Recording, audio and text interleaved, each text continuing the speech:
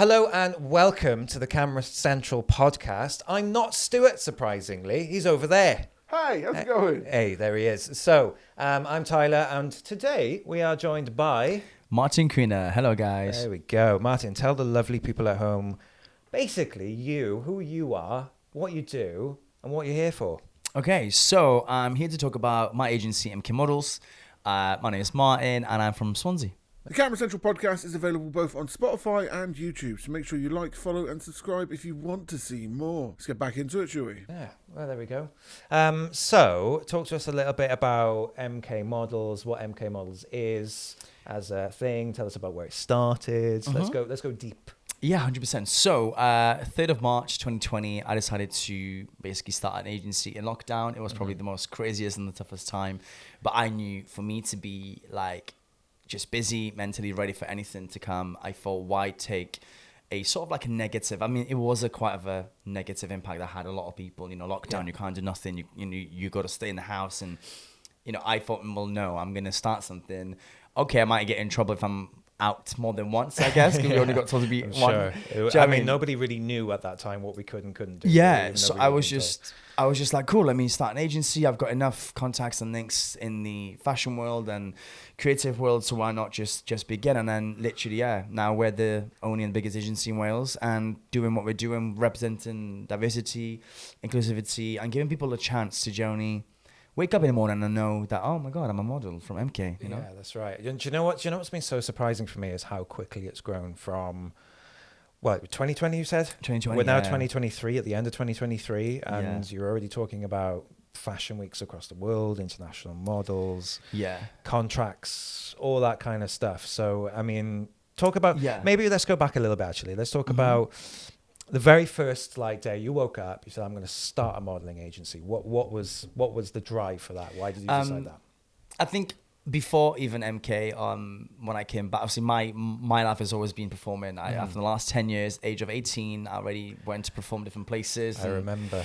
Because that one time, Tyler, I think it was in Swansea Uni or somewhere, where I performed and you came to take pictures of me performing. Yeah, there was that, but I think also beforehand as well, because I went to Gowerton Comprehensive School, right? And I think you were doing a school tour? Yeah, a school tour, and I performed in Gowerton and a few other places. And so I've always been a singer, dancer, performer, overall entertainer for the last, 10 years. And then to think that, lockdown comes in and I can't perform. Yeah. But then what else am I good at? Well, I'm quite good at being able to bring people together. And I think, being someone that had a dance school at that one time, being able to do that as well. So I was someone that I've always done so much, but so much for people, and to give them a chance and an opportunity to just be somebody, I think is so important. And I think I've been brought to this world to give people opportunities and give them that chance. So that's when I just knew I have to create this agency. Nothing like this is going to be out there, be it in Wales. Obviously, there's so many agencies in London, across England, but the way they move and the way they are, to me, it doesn't really, to some of them, doesn't really set right, because I know how the industry is very strict on heights, very strict on sizes, and, you have to look a certain way, you have to be a size 6, and you have to be, you have to have a 6-pack, and you have to, it's not the real world. And that's why I thought Emkai needs to be that agency where if you are literally 4'11", or if you're 6'6", or if you're whatever you are, you can have a chance to be a model. And really these days, brands don't always just look at heights. They do look at the face. They look at the person, the personality. And if we can bring someone like that to a set and to create some madness, then absolutely we're here for it. Yeah, no, that's right. And I think you've had a lot of success off being different. I think massively, definitely. I think is what has put you against, I mean, you're going up against Models One, Elite Model Management, who are huge, big, internationally known modeling agencies. And the UK has a reputation for that as well. 100%. I think what's put you apart and what's made you a bit different is your uniqueness and approach to style, and how you can go, well, this person could work really well for this. I think you had a model on Vogue. Well, Sarah, one of the first ever models, be a plus size, covered in tattoos, covered in tattoos, single mother, suffers with bipolar, being physically, mentally abused by this and that and whatever. She's been through a lot. So for us to give her that chance to be a model at the age of what she was 34, 35. Now she's 36. It's been 2 years now she's been with us. And, it's been insane. You know, she's from like a little town Carmarthen in Port Talbot, and then now she's so known in Port Talbot. It's hilarious. She'll go to a place, I'm like, oh, are you the girl from Vogue? And I'm I called her when she was in Aldi, literally shopping. And I said, you need to look at this post. They just shared it. Yeah. And big up clap for that as well. Taya, you really smashed it for it. And I just think it's important to showcase to other models in the agencies to say, yes, this is the model that be it 5 years ago, 10 years ago, never was a model, but now she is, and making the change to someone else out there is what it's all about. And I think it's about reflecting today's world of, like you said, massive. People are beautiful in very different ways. Very different ways. And what's stylish now is was not what was stylish 10, 15 years ago, which 100%. Is how the world has moved forward. What do you think, Stu? I think it's a fascinating time to be alive for a load of different reasons, and I think the modelling industry is one of those, because a long time ago, I mean, even Victoria's Secret are starting to change their idea of like what is considered beautiful on the the base level of it. And I think showing off people that do not necessarily fit the predetermined idea of this is somebody beautiful. I mean, it's not the case. I mean, people are beautiful in and of their own right. It's not something that I think is easily as quantifiable as if you're thinny or if you're a six-pack, I think one of the funniest things that probably happened was the return of the dad bod because of Stranger Things. Because of that guy. And he wasn't expecting that to happen. And, it became a big thing. But also, I like the fact that it's not straight cut anymore. I think, beauty itself, it comes in any shape and form. 100%. And I think you can find beauty in anywhere, basically. Definitely. Cheesy. And I think Stuart likes the fact that the dad bod's back for. I mean, I can't say anything about about anybody being attracted to me because my missus is probably watching this. In which, but Gemma, he's fine. Don't worry. The Viking look. Yes. Yeah, that's very much in right now. Yes. So let's talk about creative people that you've worked with. I mean, can you name some of the creative people that you've enjoyed working with? So for the last 3 years, we've enjoyed definitely working with incredible people, and I think especially from the diversity of people that we brought into the agency, we've been very massive on bringing different people. So from G Asongani, who's someone that basically worked in JD and Llanelli, and then for him to go from JD working in Llanelli as a shoe collector, whatever he was at that point, to go from that to literally being a photographer, working with us, getting us, on big front covers and across literally internationally. You got Ty, you got Clat, you've got Capri from London that we work with. We work with all around people, all across everywhere across the UK, not just Wales based. I think sometimes when you want to hit a certain target of certain creativity, sometimes we feel like, yes, it might be in Wales, but then if it is, it might not be to the level to what we want it to be. So that's why we have to sometimes source other creatives to be in London, Manchester, Birmingham, you name it. So quite a few there. Obviously recently, with you guys, which has been incredible. I think with you guys, we bring in the complete different side of creativity that not many models get a chance to do. And I think it's so important for them to allow themselves to just be a live model across different ways and different platforms. I think, and I think that's what something is that we need itself. Yeah, 100%, because there's only so many catwalks and things that you can do before it's like the same thing day in, day out. And I think what we try to bring as well is the fact that it's an opportunity for us to be able to try new things 100%. And to test new equipment. We did a thing recently with you, the Smoke Ninja. Which, by the way, please go and watch on YouTube. It's insane. It's an insane incredible. We worked really Special hard. Thanks to Rihanna as well. She absolutely killed it. Rihanna was amazing on that, and she was amazing the other day when we did the casting thing as well. She was just brilliant. Good. An all-round model, really, really good. Yeah, definitely. So it gives us an opportunity to play with new things, play with different stuff, try out new things where we want to, but also give the models an opportunity to go, hey, let's be a little bit weird and wonderful. Let's have smoke up your arm. I think that's important, but also when it comes to modelling, I think a lot of models are really used to just doing photo, and I think having an experience with video, I think, is actually a good. Very, because you see the model in action and to see them modeling and actually posing and showcasing their hands or their whole body. I think they get to use their whole entire body when it comes to that, because I think in photos you only see an image, a pose, and that's it. Whereas I feel with the videos you can really see Rihanna's personality in it. Yeah. You can, she obviously acts as well, and I think if you're an actor as well, that's another little great approach to have. Another string to the bow. There we go, absolutely. So I think that itself, be it even the same with, you know, Sean, be it the same thing with Kaden that we've done with you guys, every single video is great because you can really see that.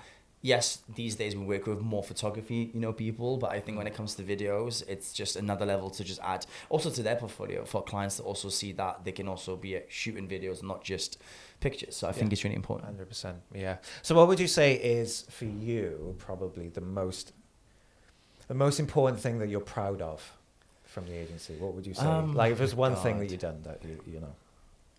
I think the biggest thing ever is to probably sign somebody, be at age 16, 17, from Bridgen, be it Isaac Brown, who's literally right behind me right now in the front cover of a magazine in Paris, with the hat, cowboy hat. To sign someone, like he literally applied at 2:30 in the morning, in the night. I was in prison in Cardiff. I got the email, because obviously I get emails all the time from like applications, whatever.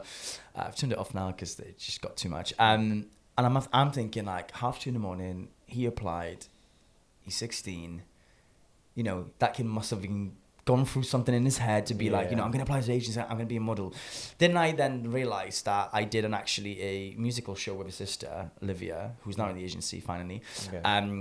And I met him when he was 8, didn't even realize 8 years ago after that I'd be his agent and his friend, you know, it's mad. So he went on to, even one of the covers he did ever first time when we worked with G, he, within 2 days of signing, went already to Philippines for to a front cover magazine that he did, feature, which is incredible. And then to think a year after that, the day he signed, he was in Milan shooting that day for, you know, Stone Island. You know, a kid from Bridgen who got body for looking completely different from looking, you know, his dad being black, his mum being white, his sister being, you know, mixed raced, and, you know, him himself being sort of just everything he's gone through as a kid, to then think finally he's found something that he's really good at, he really enjoys, and he's able to inspire other people out there and motivate them and do so much more, you know. And to then think from there he went to work with Fred Perry, you know, Montclair. He worked for Montclair's show with, you know, Jay-Z in the room, you know, Alicia Keys, Pharrell Williams, you know, all these big names, and you think this kid literally is 17, just now turned 18. So I think that for me is the most proudest, craziest moment, to think that I can take someone from literally from a nobody to a somebody. And even now recently, even with Amechi, you know, some of the things we've been able to do, we've never been to Paris for Paris Fashion Week, and to have now us as an agency actually go to Paris to do a fashion show in Paris for a big, you know, designer who worked and literally had in his last show Paris Hilton and, you know, all these big names. And you just think, I think it's just making the change in people's lives, I think, is the biggest thing. It is like an immediate switch. It's like, such it's like quick. It can really happen fast. You know, you sign the next day, if we send you, and it takes that one image. I only need that one image to send to be my clients, my agencies that I work with across the world, and you can literally be a nobody to potentially like a big model with big money next to your name, you know. So it's mad. It's honestly crazy. Yeah, it's crazy. And to think as well that 3 years ago you weren't even doing any. I wasn't doing it. I was just that guy that couldn't perform because, you know,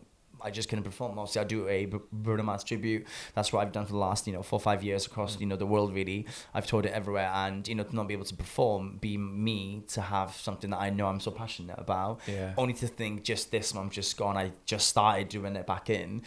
To think I'd not even done a show, you know, whereas usually I'd be doing a show every single, like, you know, it'd be like 28 days a month I'd be doing shows. And then to not do it because of lockdown, I thought, maybe my time is now to just start something. And I think it even went back from us when we started shooting, and you know, I was that model for your uni stuff. And, do you know what I mean? It's mad to think even that had a big impact, because I was able to see the how that works and how it is. And it starts from that, because that was the start of me shooting as well. That wasn't just me. I've been doing a couple of years. That was kind of early days for me in terms of like me starting out in photography and gaining that interest. And does that mean we all went to the same college then? We must have done. So wait, which one? I went to Gossainen and then Gower College Swansea. Yeah, same. Yeah, same. What did you study? In Gossainen I studied performing arts. Okay. I was in the A block. Okay, I think I might have been in A block as well. A block was also a gay block. We used to call it that too. Yeah. Surprisingly, I was actually the one that I say surprisingly. Probably will have to cut this out, but I actually I was in the gay group. Yeah. Love that. I don't know how I ended up there. That's fine. And you're still there. I'm still there. Yeah. There we go, Gemma. Anyway. Go on, Jam. Oh, she worries. That's why you were home late. Oh, yeah. No, he was home late because yesterday he went to watch Doctor Who. So I was actually over his place last night. But so we've come from the same patch essentially, 100%. And we have, because you were Penlan, right? That's Penlan, I was blind and mice. So that, like, for those people at home watching that don't know those areas as Swansea, it's like rough. Right? Council estate. It's council estate. You know, it's survivable. But it's questionable. 100%, especially now. Oh my so we've God. literally come from the dirt up, basically. Literally 100%. So, and I think to be able to do that and to have what we had that time, you know, luckily Swansea's got really good places to shoot, so we were able to just walk across everywhere. I think I never actually forget, Tyler. I actually stood in the middle of the road when it was the bus. Remember that? What was that? We did a shoot when I was wearing double denim. And you got me to stand in front of the bus, and the bus was literally driving up, and I thought, I'm gonna die. And I never forget it. I went home and I was like, Mum, I literally did a shoot, and I nearly died. What do you mean? Yeah. The photographer got me to stand near the bus. The bus was coming in, and as I stood in front of it really quickly to get that one shot, I think it might be someone on Google. I think your image is actually still there. I think if you search my, not that I searched my name, but I did search. But basically, right, what happened was I was posing Martin, and the bus was in the way, and the bus basically nearly killed Martin. Literally, But what I did was I made it because it was slower shutter speed. Oh, okay. With the bus moving behind him. So it was purposely using the bus to try and kill Martin. There we go. Essentially, yeah. But it worked out, right?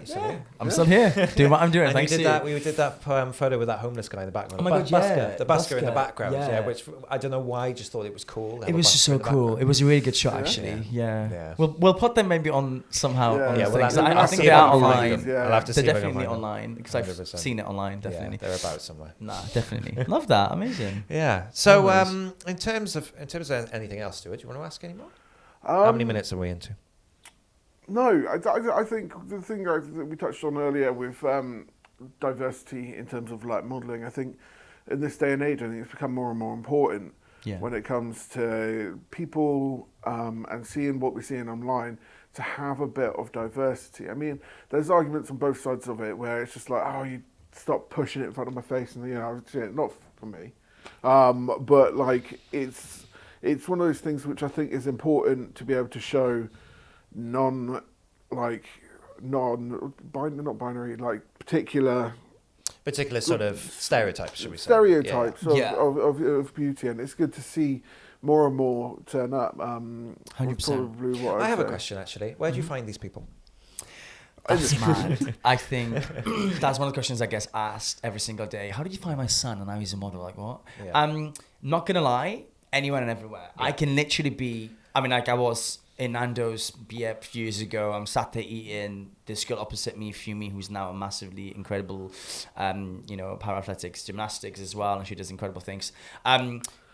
I can be literally anywhere. I can be in Mackey's ordering my food, and if I think someone's got that luck that I need now, before I go and scout, sometimes I literally will just go to certain places. If I know this month we've got a brief from Futsylum, okay, cool. I think I want to push Futsylum this month, right? Let me go to the shop. Let me see who's shopping there. Are there any certain kids at a certain age that we need to find for some campaigns, or be it whatever? Like, and majority I'd rather find someone that shops in Futsylum to then end up working with them, makes it more like, oh my God, wow, I was shopping in Futsal and I'm actually working with them. Like Matthew, little Matthew was there with his friends, what was this, like 3-4 months ago.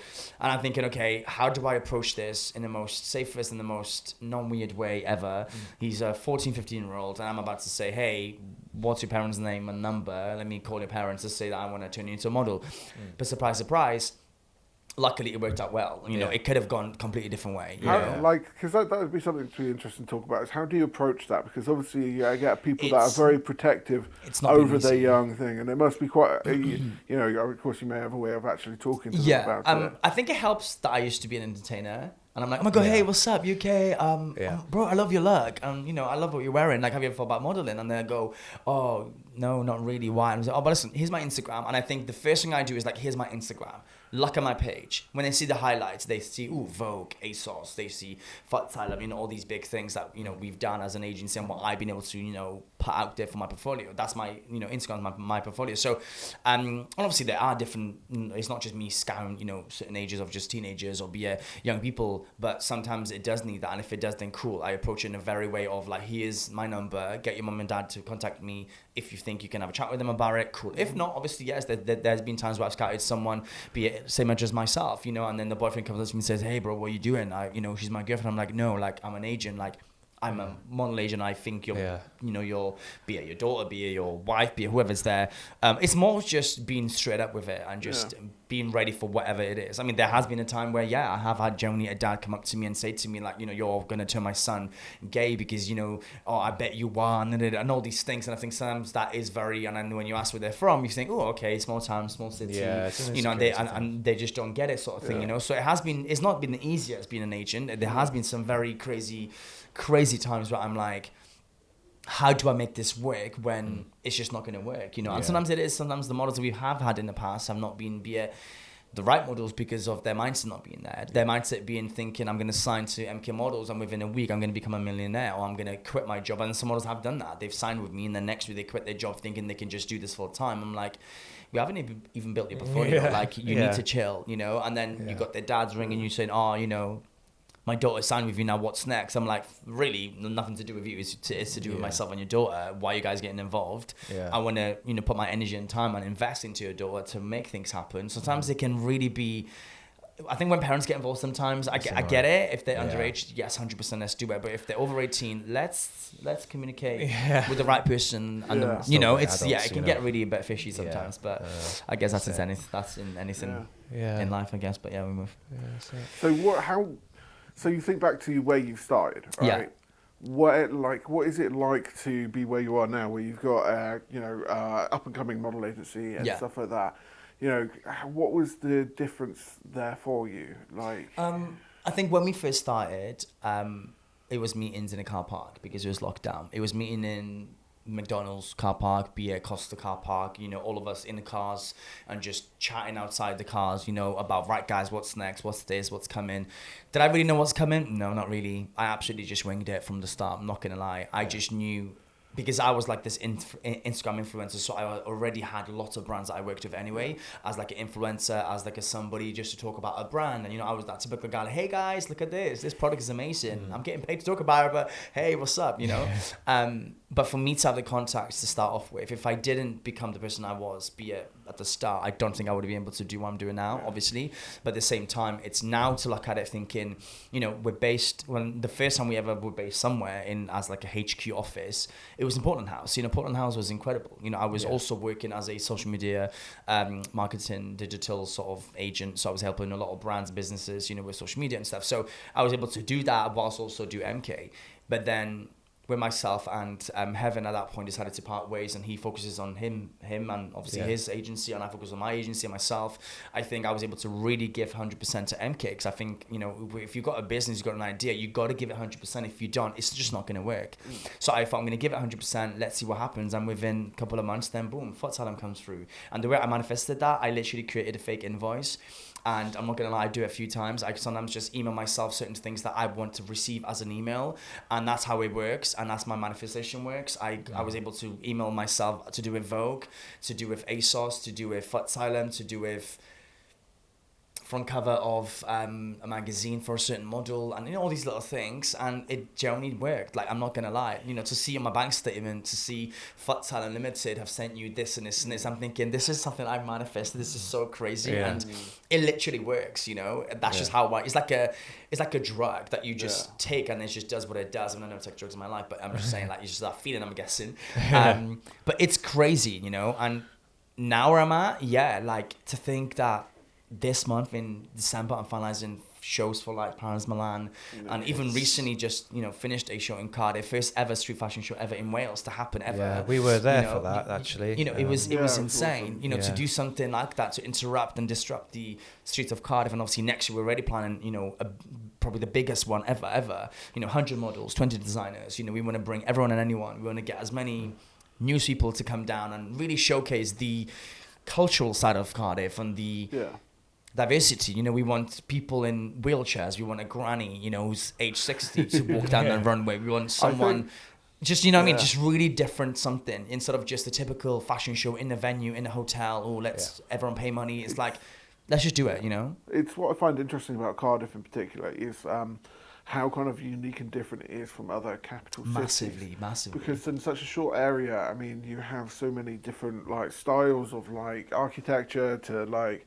you know, models, people, everything's very diverse in Cardiff, and I think kind of having a focus on that, I think is really important in the future, and I can't wait to see the bigger and better fashion show next year. 100%. There was something I was going to ask. That's all right. Bringing it back to photography, so to speak. Let's go.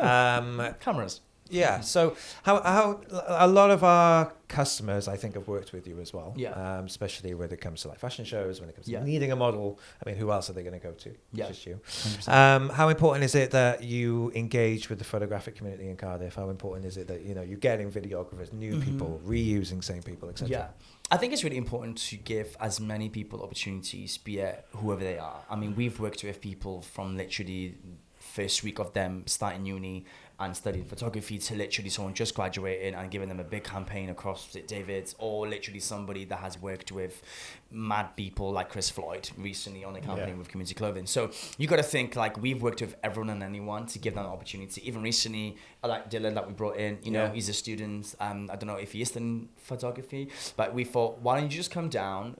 Tyler's going to come down. You can shout out Tyler. Yeah. Tyler's been in the industry for a very long time, you know. So it's like, what can we do instead of him being the photographer, which we know we might not get 100% the exact content we need. But if we give that somebody an opportunity, be at whatever age they are, that chance is so important. Yeah, and I think 100%. many agencies will never do that. Many agencies will look at you and go, okay, so you've got 20K followers, you've got clients like, okay, cool. Yeah, let's bring you in. Yeah. And that comes same with makeup artists, same with anything else. And I think, you know, we're not very like, oh, you have to be a certain level to work with us. In some way, I want you to know how to shoot every and any skin tone. Yes. Yeah. Has there been some creators we worked with in Cardiff that haven't been able to do that? Yes. And that's probably the biggest and the toughest thing.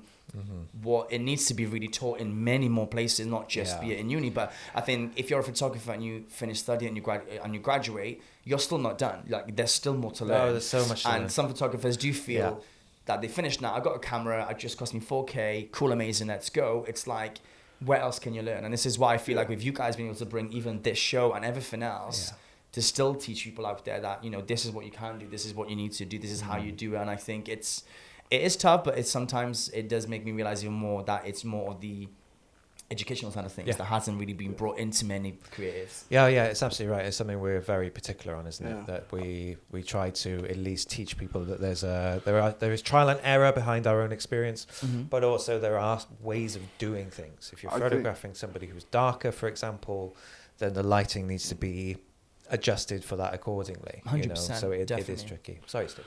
No, don't worry about it. It's me interrupting you, to be honest with you. I think what's important to know also, and I think what we're trying to get on this channel is no one's really a master at it. I mean, me, Tyler, we're not masters at it. We are ever learning and ever getting better. And you know, if we have something that we can teach along the way, I think it's important for us all to learn together and get better, because there's always going to be someone better.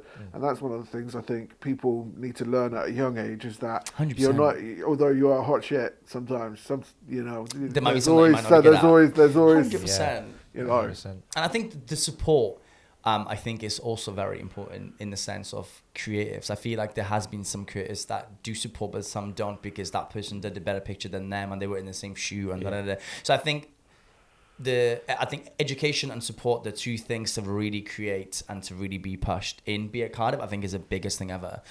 Because I think when you do support another creative, it's so good, and it just makes everything so much more smoother and a bit more of like that community feel, you know. And I feel like it has happened recently in the last year. I'd say definitely there's been more creatives that we've seen really work together and create something. But it only happens, I guess, now when there's events happening, which I think is really important. So I feel like the more events, be it we do as an agency to bring more creatives together, you know, even from the last event, from the street fashion show, you know, it's good to have as many there. You know, I maybe didn't know, say, Luca, whereas now I know Luca, who he is, and I know how amazing he is at what he does. And so it's like the more we do, the more we showcase. And just the more we do it as an agency in Cardiff, it's more me that does it than the agency. The agency is just there to just support it, but it's mainly me as Martin Kurina that does these events, because I know that my models need this opportunity. So if we can connect with designers, creative stylists from like everywhere, then it's just creating that vibe. I think just something to do as well in Cardiff, you know. Yeah, I think it's 100%. Important. Defo. Yeah, amazing. Is there anything else you can think of? How are we for time? No idea. So there's a young boy out there, kind of like you. Yeah. You know, a little bit lost of what he wants to do. Yeah. Is there any advice that you would give to somebody that's looking to get into a creative field, get into doing a model agency or being a model themselves? Is there any advice that you would give to them personally? I think the advice I give to anyone that wants to start anything creative is to really just get a pen and paper and just write down what you generally visualize, be it whatever it may be, like a mood board. You know, before we do a photo shoot, we look at a mood board.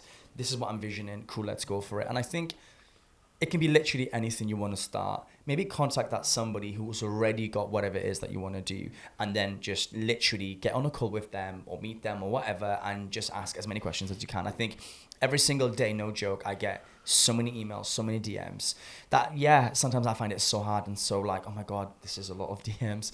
And for me, I hate seeing numbers on my DMs when I can see like there's like 60 something on there. I'm thinking, oh my God, I will generally just select all, delete, that's it. I'm thinking if you want to really work with me, just email me. Let's do it that way, so it's more done professionally instead of just on Instagram. So a lot of the times when I do get people coming up to me and say, hey Martin, I want to be a creative, let's not talk, let's just meet and let's just have a chat. So I think it's important to just have the balls to just go, who is this person I want to become next? Do I want to become like mine? Do I want to become like Tyler or George or be a Stuart? I just put Tyler or George. I was the last person in there. So Tyler or George. Or Stuart. Devastating. You know, so it's like, it's just important to just take that whole entire idea that you've got and bring it to life, but you got to vision it yourself first to make it happen. I think people generally think these days, like, you know, still to this day, are we where we are needing to be as an agency? No, not really, because this is just the beginning. Oh my God, like this is just literally been 3 years. Whereas I know next year is about to fly, and we are going to be flying more than we are doing anything else.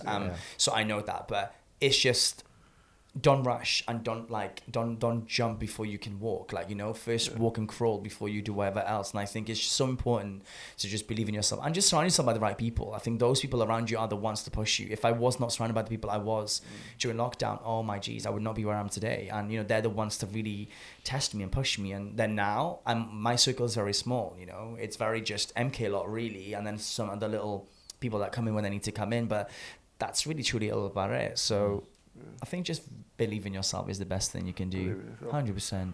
But yeah, I think we've covered 45 minutes. Okay. So like what's it called? I think it would be interesting to talk, because you talk a lot about manifesting and stuff. Massively, like that. I find that like a really interesting subject. Be cool to talk about that. Again, next time maybe. Cool. I'm down. Whatever. Yeah, just want to close Should up. we sign it off? 100%. Okay. Should we sign it off together? Huh? Should we sign it off together? 1, 2, 3. Yeah, sure. Yeah. Please like, follow, and subscribe if you want to see more. This was a great podcast, and I feel like I was missed. Yeah, you were missed. You were better at the back of the room. I can frame at the back. Ouch. Yeah. Okay. That's it. Please like. Yeah, please like, subscribe.